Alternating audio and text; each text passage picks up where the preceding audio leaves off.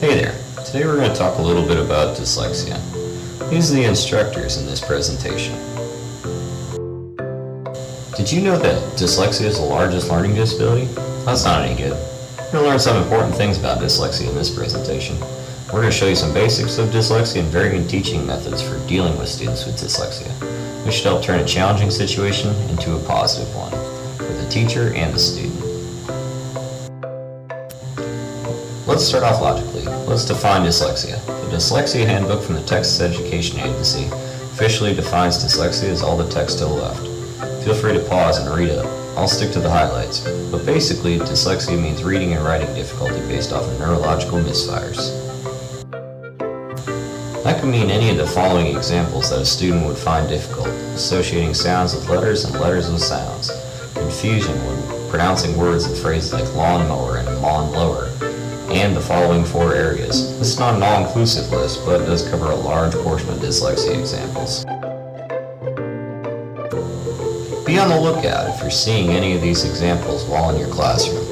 Dyslexia can lead to students in a bad mood because they might not understand why this is happening to them and not their peers. It also helps as a teacher and leads to less moments where you're pulling out your hair. Better for the student, better for the teacher. That's a win-win. Services for students with dyslexia can be broken into 5 categories of accommodations. First, provide repetition in the form of written directions, visual aids during verbal presentation, and assigning extra practice in needed skill areas. Second, simplify. Complicated instructions take longer to process and lead to confusion. Instead, shorten instructions and break them down into steps for better understanding. Mnemonic devices can also serve this purpose. Third, highlight essential information in notes and reading assignments. Use written cues like stars and asterisks or verbal cues to alert students. Fourth, summarize by using a conclusion at the end of a lesson, word walls, or a glossary of terms. Finally, allow extra time on tests and assignments to lower stress and increase information processing. For more information about these and other techniques for students with dyslexia, parents can access guidance from the U.S. Department of Education or Teaching Strategies for Dyslexics. Eligibility requirements for dyslexia are decided with a combination of state and federal guidelines. According to the Federal Board of Education, under the Individuals with Disabilities Education Act, or IDEA, dyslexia is considered a specific learning disability, or SLD. Under IDEA, students must progress through scientific research-based intervention program with little success before they can be evaluated for special education. So schools generally look for characteristic symptoms of dyslexia associated with problems in reading, writing, and mathematics that haven't been resolved after intervention. In addition to the federal regulations that govern the State Board of Education, Texas Education Agency regulates SLDs and specifically dyslexia. In addition to federal regulations, the state has a handbook provided by the Texas Education Agency that regulates dyslexia.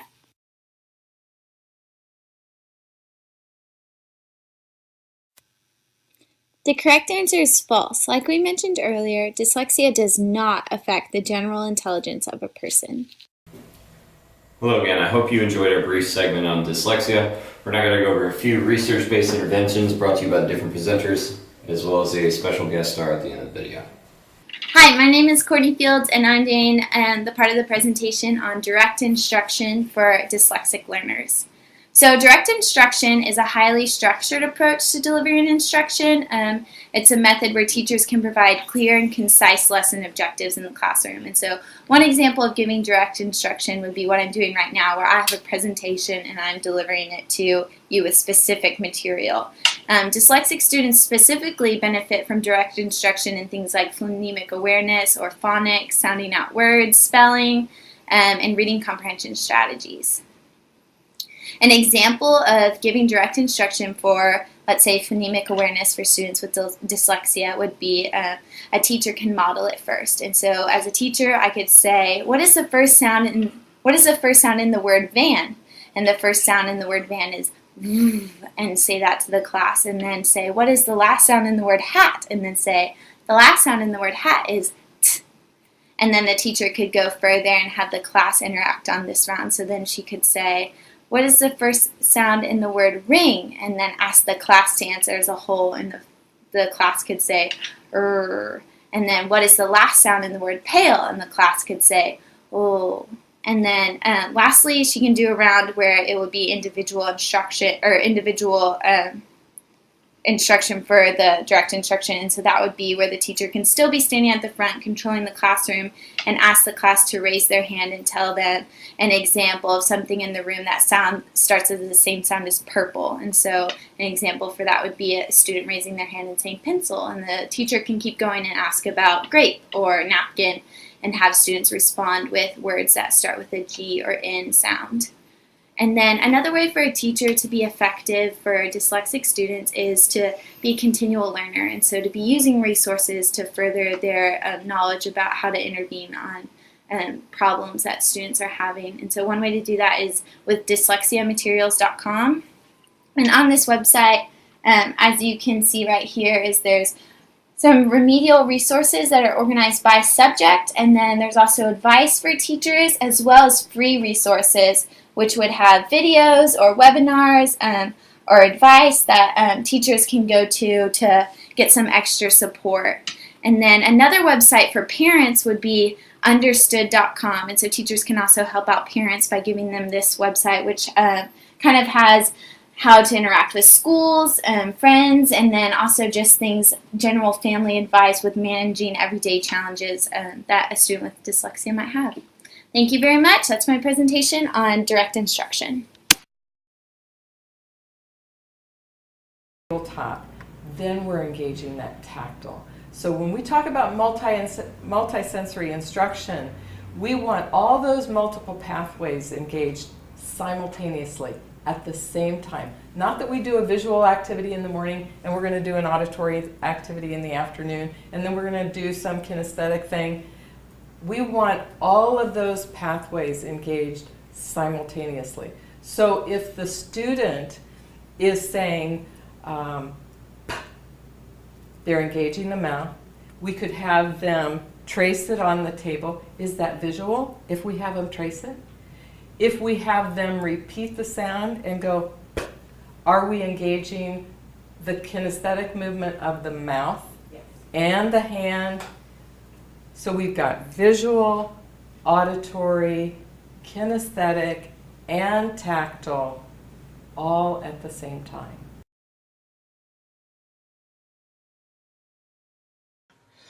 Howdy, my name is Ms. Corbell, and today I'm going to be talking about another research-based intervention for early education dyslexia that focuses on phonological awareness with an importance on articulation. To articulate when speaking or reading out loud is to emphasize certain letters or sounds to ensure that the person you are speaking to can understand the word. For example, if I wanted to articulate on the word articulate, I could put an emphasis on the middle T like I did in the previous sentence. The phonological awareness is a student's awareness of the phonological structure or sound structure of a word. This means that a student understands that the sound shun is spelled T-I-O-N and not S-H-U-N as it sounds. A great way to incorporate this into your classroom is through guided practice and fun games. Guided practice could simply be pairing the students up in pairs or looking to you as a teacher when they say words to see how your mouth moves and what letters you articulate in the word. These games could include matching words with similar phonetic sounds or spelling, flashcards with emphasized letters in the words, or word searches. A great teacher resource for these games and other useful information can be found on quia.com. A great parent resource can be found on readingrockets.org. This website has numerous articles on dyslexia and how parents can help their students with their homework and reading outside of the classroom. My reading instructor for one of my courses here at Texas A&M recommended this site to me and all of her classes to help us better understand how to teach reading to children in early education classes, as well as to have as a great resource to look back on and to give the parents of our future students. Thank you so much. Howdy, y'all. My name is Miss Canyon.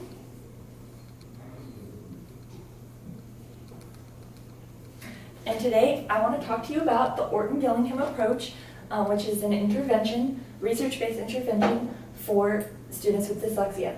So the purpose of this intervention is to increase student competence in reading, writing, and independent learning. This approach is for students and adults of all ages but early intervention is preferred. The setting is one-on-one, group setting, or class-wide instruction, and the focus is on increased sorting, recognizing, and organizing language components. This approach has 3 key components. So the first is differentiated instruction. So many students with dyslexia have other disabilities such as ADD or ADHD. So it's important to make sure that they have instruction focused on those disabilities as well. It's also multisensory, so it focuses on feeling, seeing, hearing, and awareness of motion around them. And there's continuous progress monitoring so that the teacher can give the student feedback. And this can help the teacher build the next lesson. The second component of the Orton-Gillingham approach is direct instruction. So there are 3 aspects to this. The first is the what of learning. So the what would be phonics, so sounds and symbols. The second is the why of learning. So applied linguistics, that would be like the uses of language. And then the third component being the how of learning. And then the how would be like linguistic competence, which is patterns and literacy form. So all 3 of these are tied together when the teacher shows the student the relationship between prior knowledge and the current learning. The final, third step of this approach, which is the most important, is student focus. So it focuses on repetition, step-by-step instruction, and then simple to complex instruction building on prior knowledge. And all of these are within the accommodations that we learned about earlier in this video. There's continuous feedback from the teacher, and then there's positive reinforcement throughout the lesson. And all of these things are really important because they lead to student confidence and they help build that relationship between the teacher and the student. If any teachers are interested in more information about the Orton-Gillingham approach, they can access the Orton-Gillingham website for certification or for news and events.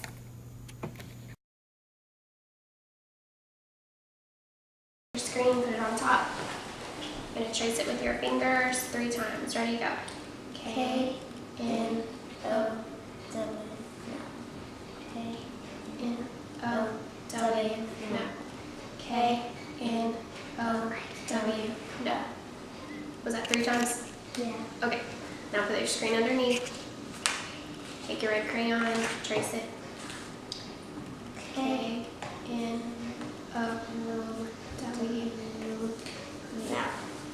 K, N, O, W, K, N, O, W, no. Good. Good. Go to the back. Write the word no 1 time without looking at the top. Red crayon. You like come closer so she can.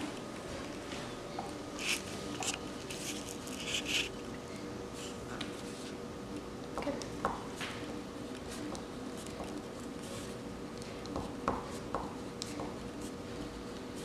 Alright, share a sentence with me with the word no. I know my ABCs. Good. You can stop it.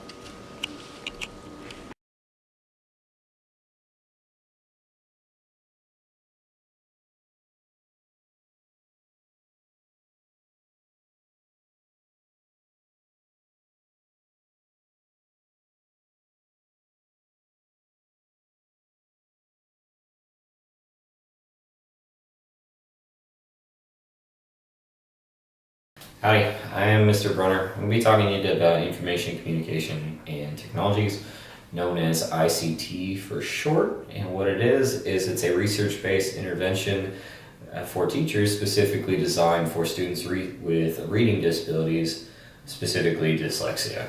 What it does is it incorporates technology into the classroom in the form of gaming software focused on phonological awareness, kind of correction, I guess. What it is just games that focus on sounds of letters or structure of words, stuff that would help with dyslexia and other reading disabilities. It's similar to the rebranding of Hooked on Phonics from the late 80s, early 90s, and kind of redesigns it and modernizes it to a computer base or internet-based form of structure. And what it does is it allows students who have the familiarization of using their parents' cell phones as early as the age of 3, and allows to use the classroom's resources such as the computers, tablets, Chromebooks, anything else that the student might have access to, allows them to access these games to help their phonological awareness issues. It's good for the teachers because it gives them immediate feedback whether the student did a good job, did a bad job, still needs to continue, needs to go down a different path, feedback such as that immediately. And it's also an easy and fun for the student. I know when I was younger, if I didn't have to learn or know that I was learning, and if it was a game, that was all the better. So on the above, I'm going to give you a teacher link that future educators can use to incorporate ICTs into their classroom if they have any students with dyslexia. It will take you to some of the games on the website. I'll also go over the structure of where to include them in a schedule. And below, I'm going to use a parent resource. This will go over some of the information of ICTs, also provide you why the teachers use it, and it will also allow you to use some of the games at home if you so desire. Miss Early, and today I will be interviewing my aunt Annie McGrath, who is a special program coordinator specialist out in California. I will also be talking to you about the discrepancy model approach and how it helps children with dyslexia. After interviewing Annie McGrath, the largest struggle for educators is proving that a student does actually have a disability and does have dyslexia, rather than just possibly being slow on that day. The discrepancy approach is designed to prove that they do have a reoccurring issue with reading and that it's not just a need for glasses or anything like that. This approach is preferred because it is individualized to the child rather than a blanket approach that anybody can use and doesn't have really strict guidelines. What they do is they take the child's actual IQ and then from there calculate a range that is an acceptable range for them to be within for that grade level. And from there, if they consistently fall below the range, then it is proved that they have an issue and that they might need some help more than glasses. And a lot of times they use pattern approaches to make sure that it is dyslexia. With that, the drawback is that some districts get to set different guidelines and they do require that it takes the child to be a full year behind their grade level before they can qualify for all services. However, as soon as they qualify, they get access to all services the government and the district. Hi, my name is Annie McGrath and I'm a special education program specialist, and I'm answering a few interview questions today about my job and working with students with dyslexia. What advice would you give to future teachers that may encounter this in their classroom?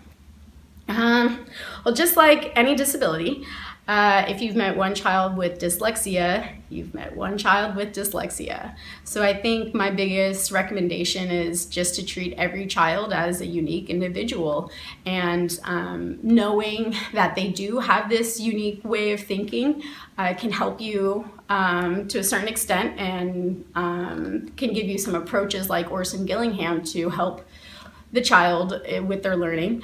But at the end of the day, you have to really consider what's important to the family, in their culture, in their religion, in the community, and also just empowering the families and the children, and letting them know that